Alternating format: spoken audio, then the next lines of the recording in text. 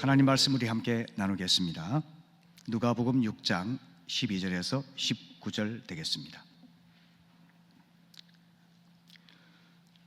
이때 예수께서 기도하시러 산으로 가사 밤이 새도록 하나님께 기도하시고 밝음에 그 제자들을 부르사 그 중에서 12를 택하여 사도라 칭하셨으니 곧 베드로라고도 이름을 주신 시몬과 그의 동생 안드레와 야고보와 요한과 빌립과 바돌로메와 마테와 도마와 알페의 아들 야고보와 셀롯이라는 시몬과 야고보의 아들 유다와 예수를 파는 자들 가룟 유다라. 예수께서 그들과 함께 내려오사 평지에 서시니 그 제자의 많은 무리와 예수의 말씀도 듣고 병 고침을 받으려고 유대 사방과 예루살렘과 두로와 시돈의 해안으로부터 온 많은 백성도 있더라. 더러운 귀신에게 고난받는 자들도 고침을 받은지라. 온 무리가 예수를 만지려고 힘쓰니 이는 능력이 예수께로부터 나와서 모든 사람을 낫게 함이로라. 아멘, 아멘. 새 포도주는 새 부대라는 올해 목회 표어대로 새 시대에 걸맞는 새로운 일꾼이 반드시 준비되어야만 하겠습니다. 6월 16일에 계획되고 있는 중직 후보자 선출은 바로 새 부대를 준비하는 과정이라고 생각을 합니다. 이를 위해서 저는 지난 금요일에 큐틴 본문을 가지고 여러분들과 함께 새로운 일꾼을 준비하기 위한 대원칙에 대해서 함께 생각해 보려고 합니다.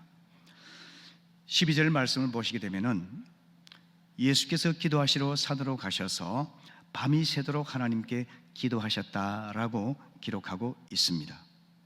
바로 이때는 예수님께서 복음을 전파하시고 병든 자를 고치시고 귀신 들린 자를 자유케 하시는 사역으로 인해서 많은 사람들이 기뻐하고 감사했지만 반면에 예수의 적들은 예수를 어떻게 처리할 것인지 심지어 그를 제거할 것인지를 모의하는 때였습니다.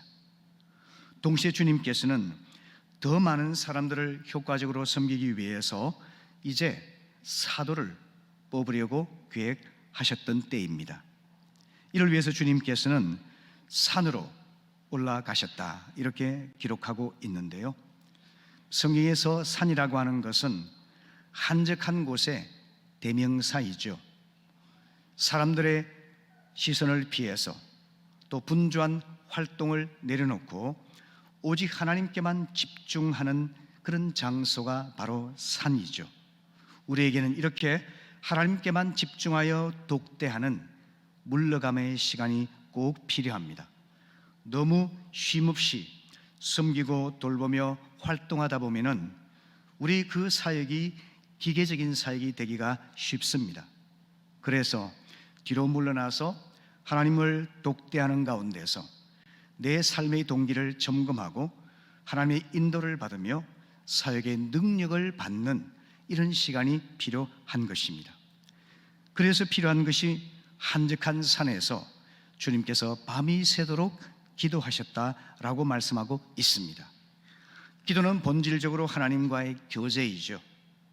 교제하는 가운데서 하나님의 뜻을 분별하게 되고 분별된 하나님의 뜻에 순종하는 것이 기도의 요체가 되겠습니다. 요한복음 6장을 보시게 되면은 보리떡 5개와 물고기 2마리를 가지고 5,000명을 먹이는 500여의 기적을 주님께서 일으키셨죠. 수많은 무리가 감탄한 나머지 주님을 왕으로 삼으려는 운동이 일어났습니다.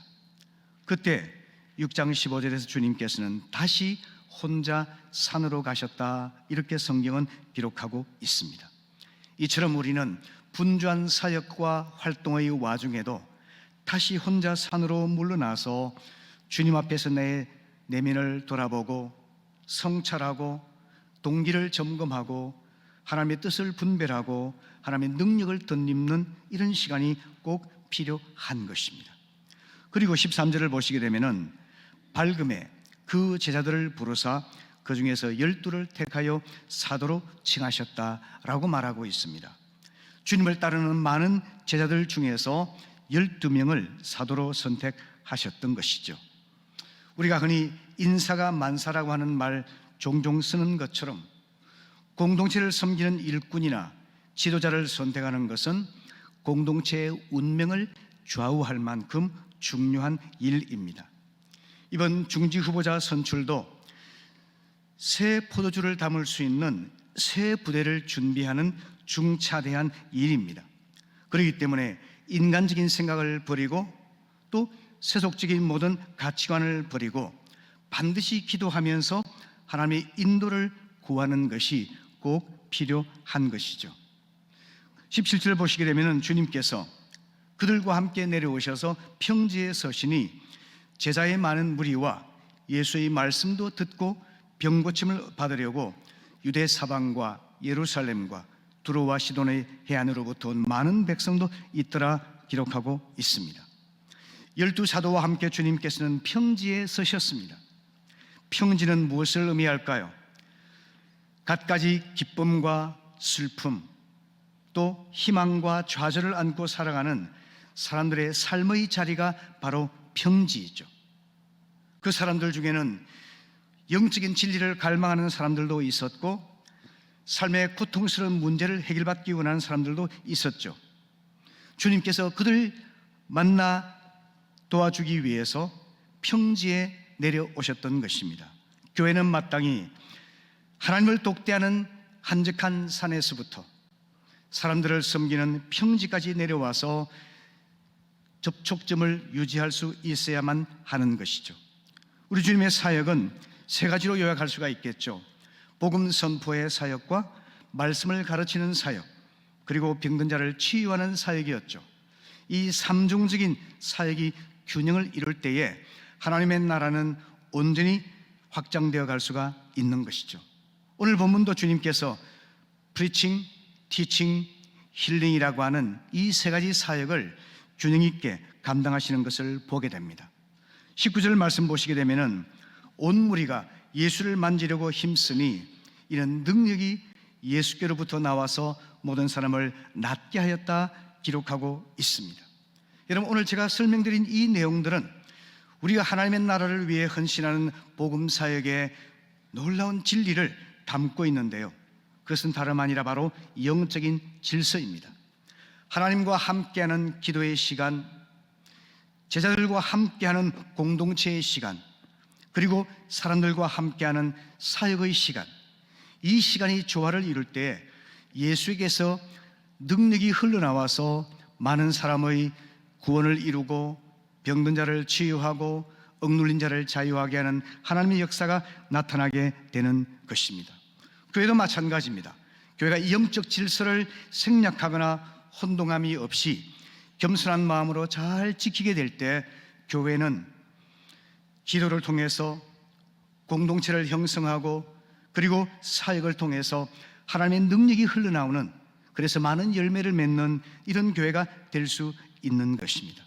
우리 주님께서 오늘 하나님께로 홀로 물러나셔서 기도하셨던 것처럼 새 시대의 새로운 일꾼들을 뽑는 이 중차대한 일을 위해서도 우리 또한 물러나서 하나님 앞에 나아가서 기도하며 하나님께서 원하시는 사람, 하나님께서 기뻐하시는 사람이 어떤 사람인지를 분별하기 위해 기도하고 성령의 인도를 따라서 사람을 택하여 세워야 될 줄로 믿는 것입니다.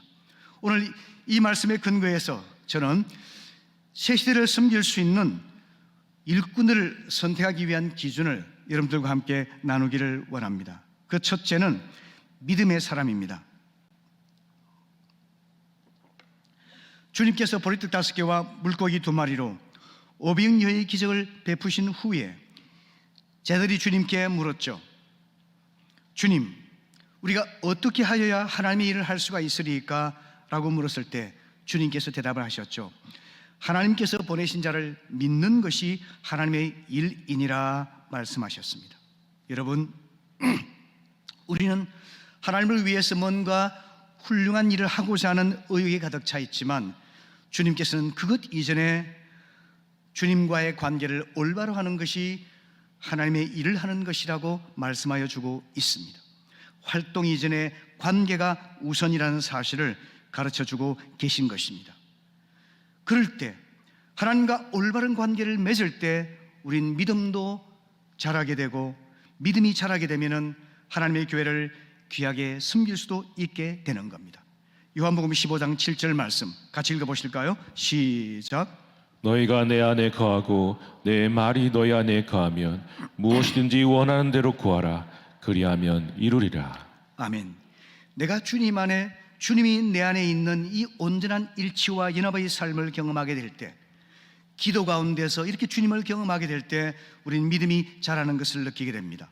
그리고 믿음이 강해지면은 사역에서 자연스럽게 열매가 맺히는 것입니다. 기도와 믿음과 사역의 이 연관 관계를 꼭 기억하시기를 바랍니다. 그러므로 여러분, 하나님을 위해서 크고 위대한 일을 시도하는 것도 중요하지만 그보다 더 근본적인 것은 하나님과 함께하는 시간 속에서 주님과 친밀한 교제를 나누고 주님의 뜻을 분별하며 주님이 내 안에, 내가 주님 안에 있는 온전한 이 연합을 경험하는 것이 우선이라는 사실을 기억하시기 바랍니다. 주님을 섬기는 자를 사역자라고 말하죠. 봉사자라고 말하죠. 봉사자는 기도자라고 하는 사실을 명심하시기를 바랍니다. 기도의 사귐에서 주님을 뵙고 주님의 마음을 배워야만 합니다. 주님의 능력을 덧입어야만 합니다. 주님이 주신 힘으로 우리가 사람들을 섬기게 될 때 하나님이 원하시는 열매를 아름답게 맺어갈 수가 있는 것입니다. 그래서 베전 4장 11절은 이렇게 말하는 겁니다. 누가 봉사하려고 하면 하나님이 공급하시는 힘으로 하는 것으로 하라, 이렇게 말합니다. 여러분, 자의적인 수고를 통해서 섬기려고 하는 것은 얼마 가지 않아서 지치고 탈진하게 만듭니다. 그러나 끊이지 않는 샘물처럼 주님의 공급을 받게 되면은 우리는 지치지 아니하고 계속적으로 새로운 가운데서 하나님의 열매를 아름답게 맺어갈 수가 있는 것입니다. 출애굽기 4장은 하나님께서 모세를 리더로 부르시는 장면을 보여주는데요, 낙심했던 모세는 갖가지 변명을 늘어놓으면서 하나님의 말씀을 따르지 않습니다. 하나님, 저는 사람들로부터 인정받지 못할 것입니다. 저는 늙었습니다. 그리고 저는 말주변도 없습니다. 이제 능력도 없습니다. 온갖 변명을 늘어놓았습니다. 그러면서 주님, 보낼 만한 사람을 보내십시오 라고 거절을 했죠. 하지만 하나님께서는 그를 부르셨고 그를 이스라엘 구원자로 사용해 주셨습니다. 그의 머리에 지식과 지혜를 부어주셨습니다. 그의 입술에는 언변을 주셨습니다. 그의 손에는 권능을 부어주셔서 60만 이스라엘 대군을 출애굽시키게 하시고 40년 광야 행진을 이끌어가게 해 주셨던 것입니다. 이 모든 것을 가능하게 했던 근본 요인이 무엇일까요? 출애굽기 4장 20절 말씀 우리가 함께 읽어보겠습니다. 시작. 모세가 그의 아내와 아들들을 나귀에 태우고 애굽으로 돌아가는데 모세가 하나님의 지팡이를 손에 잡았더라. 결국 주저하고 거부하다가 하나님의 부르심에 순종한 모세는 하나님의 지팡이를 손에 잡고 애굽으로 돌아갔다라고 말하고 있죠. 이것은 아주 상징적인 의미가 있습니다. 모세가 지팡이를 집었다는 것은 하나님을 전심으로 의지했다는 뜻을 나타내고 있죠. 그 평범한 모세의 지팡이를 하나님께서 은혜를 베풀어 주셨을 때 10가지 이적을 행하게 하셨고 홍해를 가르는 기적을 이루셨고 반석에서 물이 나오는 권능을 발휘하게 되지 않습니까? 바로 이 마른 지팡이는 우리 자신과 같습니다.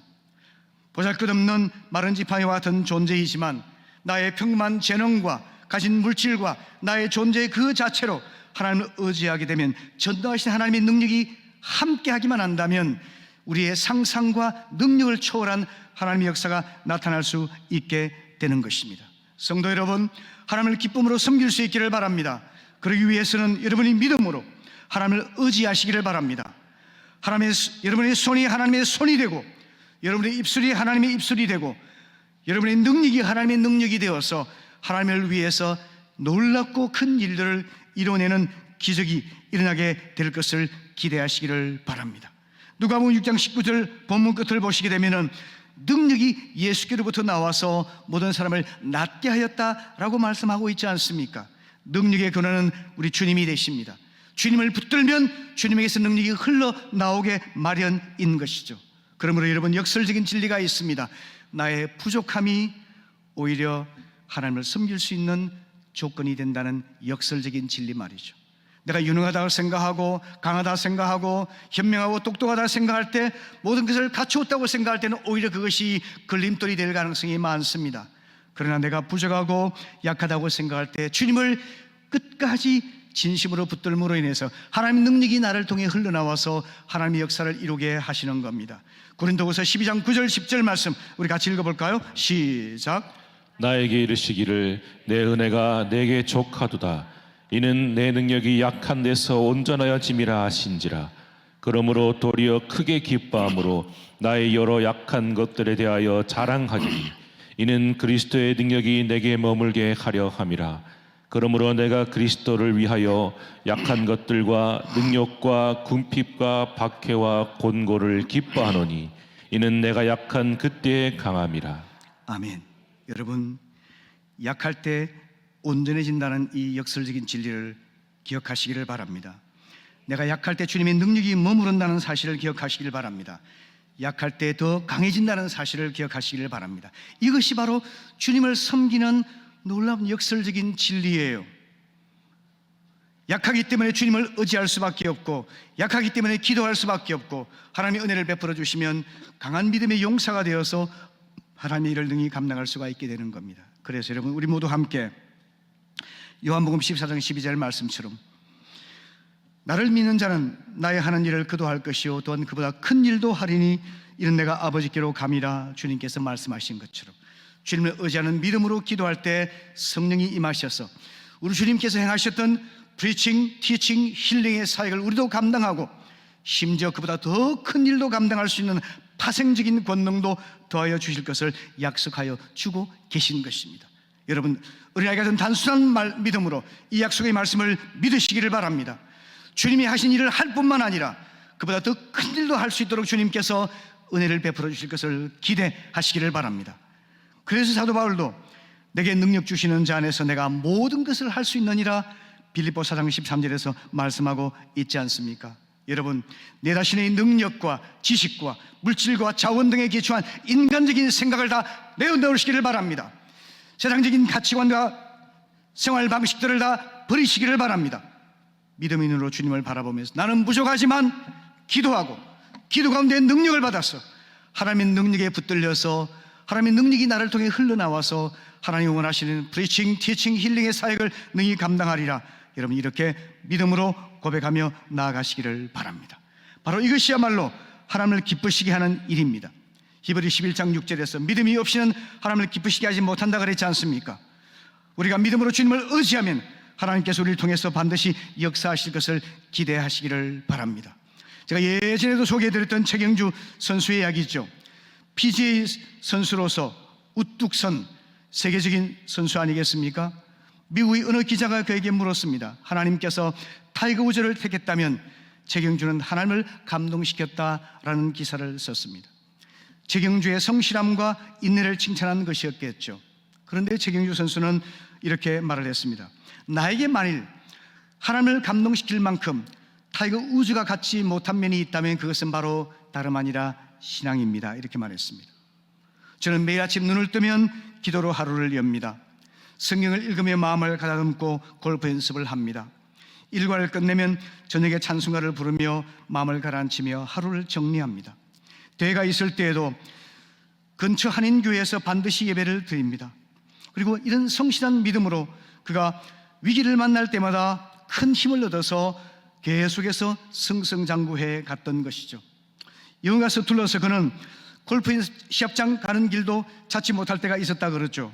그때마다 그런 문제까지도 기도하면서 하나님의 도움을 받고 아주 작고 사소한 것에서부터 기도를 통해서 힘을 얻고 큰 일에 이르기까지 하나님의 은혜 가운데서 그는 그 먼 땅에서 한국 선수가 감당하기 힘든 그런 PGA 인류 선수가 될 수 있었던 것이죠.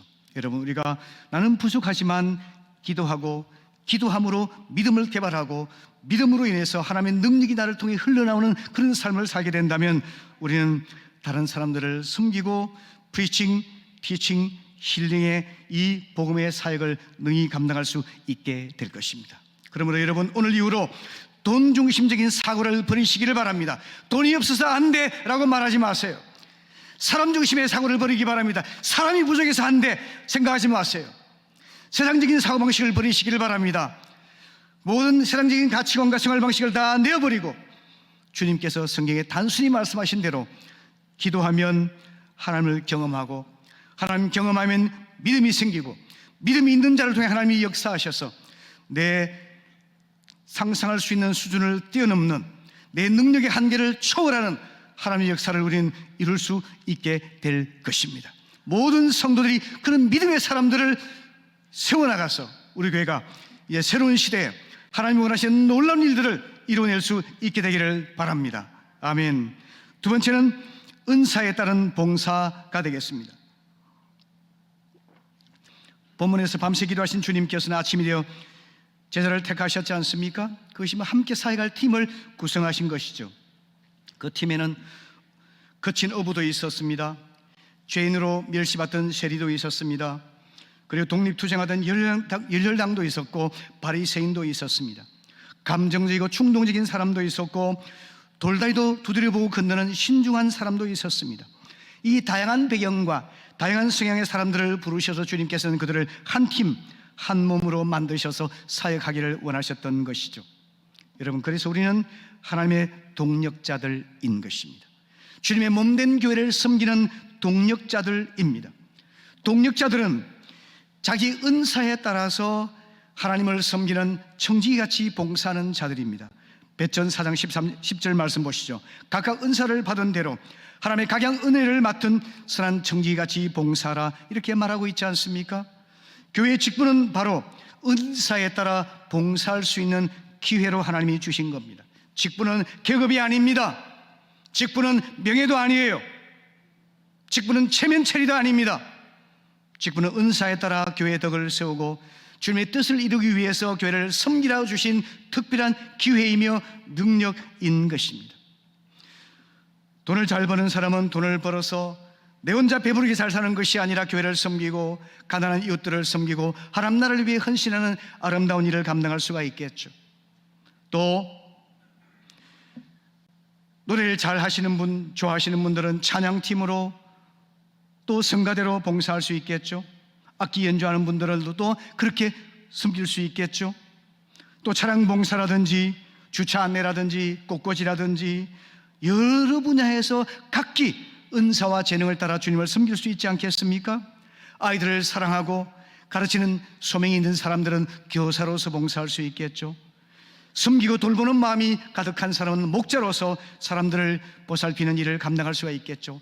이 은사들은 다양할 뿐이지 높낮이가 있는 것이 아닙니다. 다 우리 모두가 한 팀이 되어서 주님 몸된 교회를 세워나가는 그런 기회인 것입니다. 그렇기 때문에 은사와 직분은 자기 이익을 추구하거나 자기를 뽐내기 위해 하는 것이 될 수가 없죠. 오직 공동체의 덕을 세우기 위해서 섬기라고 주신 선물이 바로 직분 아니겠습니까?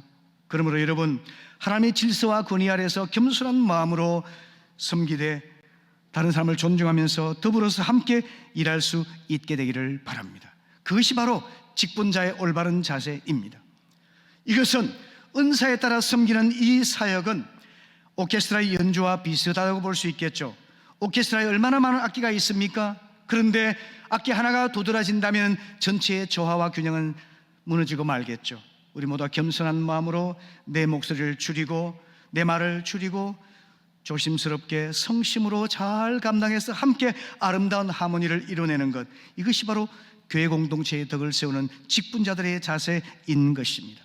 특별히 목회자와 성도의 관계에 있어서 에베소 4장 11절부터 13절의 말씀은 우리에게 중요한 교훈을 주고 있는데요, 이 말씀에 따라서 목회자가 주로 하는 일이 뭡니까? 목회자는 기도하는 겁니다. 말씀을 선포하고 가르치는 겁니다. 성도를 훈련하는 것입니다. 그리고 교회의 비전을 제시하는 것이 목회자의 주된 역할입니다.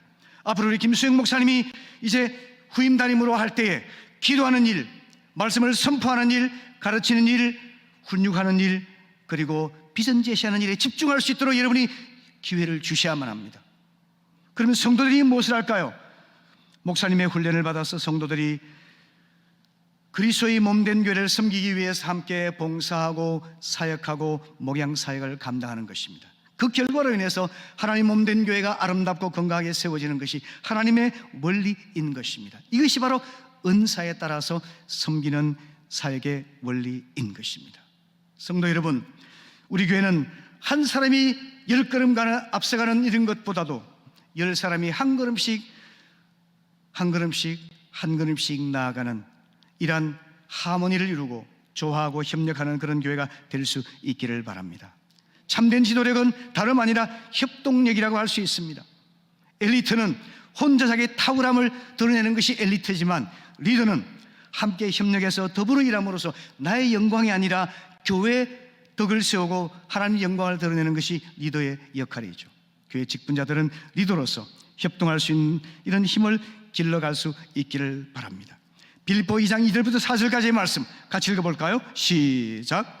마음을 같이하여 같은 사랑을 가지고 뜻을 합하며 한 마음을 품어 아무 일에든지 다툼이나 허용으로 하지 말고 오직 겸손한 마음으로 각각 자기보다 남을 낮게 여기고 각각 자기 일을 돌볼 뿐더러 또한 각각 다른 사람들의 일을 돌보아 나의 기쁨을 충만하게 하라. 아멘. 이것이 바로 공동체로서 함께 은사에 따라 사역하는 정신입니다. 한 마음으로, 한 사랑으로, 한 뜻으로 서로 협력하고 다른 사람들을 함께 돌아보면서 우리가 한 걸음씩 함께 전진해 나가는 것입니다. 우리 교회는 올해 그렇게 될 수 있기를 바랍니다. 어떤 경우도 다툼과 분열이 사라지고 함께 손을 맞잡고 한 걸음씩 전진해서 주님 몸된 교회의 덕을 세우고 하나님의 영광을 드러내는 그런 직분자들이 교회에 세워질 수 있도록 함께 기도해 주시기를 바랍니다. 아멘. 세 번째, 주님께서는 기도로 독대하시고 사도를 부르셔서 팀을 이루신 다음에 평지로 내려가셨죠. 교회는 산 위에 머무르지 아니하고 평지로 내려가야 된다고 제가 말씀드렸잖아요. 평지에는 많은 문제와 필요를 가진 사람들이 있습니다. 그들로부터 고립되면 교회는 사명을 감당할 수가 없습니다. 교회는 고립된 섬이 아닙니다. 개토가 아닙니다. 늘 세상과 연관을 맺고 사람들과 접촉을 유지하면서 그들의 필요를 채워주는 교회, 그것이 바로 교회의 올바른 교회죠. 그래서 교회는 세상 속으로 들어가야만 하는 겁니다. 진리의 말씀을 듣기 원하는 사람들이 나왔었죠. 병으로 고통당하는 사람들이 있었죠. 악한 귀신에 억눌린 자들이 있었죠. 각종 필요와 소원을 안고 찾아온 사람들 주님을 만나 주셨어요. 말씀을 가르쳐 주셨고 질병을 고쳐 주셨고 그리고 귀신을 추방하여 그들을 새 사람 되게 해 주셨죠. 교회는 바로 이런 역할을 감당하는 것입니다. 섬기고 돌보는 일이 교회 일꾼의 역할입니다. 마가복음 10장 42절 이하의 말씀에서 주님께서 말씀하셨습니다. 이방인의 집권자들이 임의로 주관하고 고관들이 권세를 부리는 것은 우리가 잘 알고 있는 바지만 나는 너에게 말한다. 우리 가운데는 그럴 수 없다는 겁니다. 주님을 섬기는 공동체 안에서는 섬기는 자가 되고 가장 크고자 하는 자는 가장 많이 섬기는 종이 되어야 된다라고 말씀하고 있지 않습니까? 여러분, 우리 교회는 세상적인 이런 모든 가치관과 풍습, 관습들이 다 사라지고 더 많이 섬기고 더 겸손히 섬기는 자들이 교회 지도자로 성도들에 선출될 수 있기를 바랍니다. 영적인 리더는 섬기는 종이 되어야 마땅한 것입니다. 그래서 여러분, 세상적인 혜택을 다 떼어놓고 더 겸손히 섬기는 사람들, 더 많이 섬기는 사람들, 그런 사람들이 교회 일꾼으로 세워질 수 있도록 눈여겨보시고 기도해 주시기를 바랍니다. 교회는 여러분, 세상과 근본적으로 다른 공동체입니다. 돈 많다고 해서, 학벌이 좋다고 해서, 힘있고 건세 있다고 해서 군림하고 위세 부린 것이 아니에요. 교회는 겸손한 마음으로 섬기는 종의 마음을 가진 분들이 존경을 받고 그 존경을 받고 교만하지 아니하고 더 많이 섬김으로 해서 물이 위에서 아래로 흘러가는 것처럼 하나님의 은혜가 계속 흘러넘치도록 하는 것이 바로 건강한 교회인 것입니다. 이를 위해서 여러분, 우리 교회는 일꾼의 뜻이 바로 먼지를 뒤집어 쓰는 자 아니겠습니까? 그처럼 먼지를 뒤집어 쓰고 스스로 많은 수고를 감당하는 분들이 많아질 수 있기를 바랍니다. 3대 찬사를 들으면서 마음이 혹하지 아니하고 혼자 영광을 받는 자리가 아니라 보이지 않는 곳에서 말없이 교회를 돌보고 성도를 섬기고 돌보는 분들이 많이 일어날 수 있기를 바랍니다. 아프신 분을 신방하고 외로운 분에게 벗이 되어주고 물질적으로 어려운 분에게 조금이나마 힘이 되어주고 이렇게 우리가 함께 섬기고 돌보는 분들이 교회의 지도자가 될 때 교회는 행정에 의해서, 조직에 의해서, 관리에 의해서가 아니라 물 흐르는 것처럼 자연스럽게 섬김과 돌봄이 우리의 문화가 되고 우리의 삶이 되고 하나님의 성령의 역사가 자연스럽게 나타나는 교회가 될 수 있는 것입니다. 바로 우리 주님께서 그런 종이 되어 주셨기 때문이죠. 섬김의 절정으로 자기 목숨을 바치셨지 않습니까? 그 사랑을 받았을 때 교회는 당연히 더 많이 섬기고 더 많이 희생하고 더 많이 돌보는 자들이 교회 지도자로 세워지는 것이 마땅하지 않겠습니까? 이를 위해서 여러분, 저는 이렇게 다시 한번 권면합니다. 최고의 섬김은 목양의 삶에 헌신하는 것입니다. 요한복음 10장 11절에 주님께서 말씀하신 것처럼 나는 선한 목자라, 선한 목자는 양들을 위해 목숨을 버린다고 말씀하셨지 않습니까? 우리가 목숨을 버리지는 못한다 할지라도 내 물질과 시간과 내 에너지와 물질을 들여서 내게 주신 양들을 섬기고 돌보는 그 일을 감당하는 것은 할 수 있지 않겠습니까? 우리 주님께서 선한 목자로서 우리를 위해 그런 헌신해 주신 것처럼 우리 교회에서 지도자들은 마땅히 선한 목자의 삶을 배워가야 될 줄로 믿습니다. 주님께서 이것이 바로 베드로에게 부탁하신 바이죠. 부활하신 주님께서 베드로를 만나서 목자의 삶을 살아가도록 도전하셨죠. 요한복음 21장의 말씀처럼 베드로에게 3번에 걸쳐서 말씀하시지 않습니까? 내 어린 양을 먹이라, 내 양을 치라, 내 양을 먹이라 3번에 걸쳐 부탁하셨습니다. 그 양들은 어린 양도 있고 젊은 양도 있고 늙은 양도 있었습니다. 다양한 부류의 양들을 섬기고 돌보고 목양하는 삶을 베드로에게 부탁하셨죠.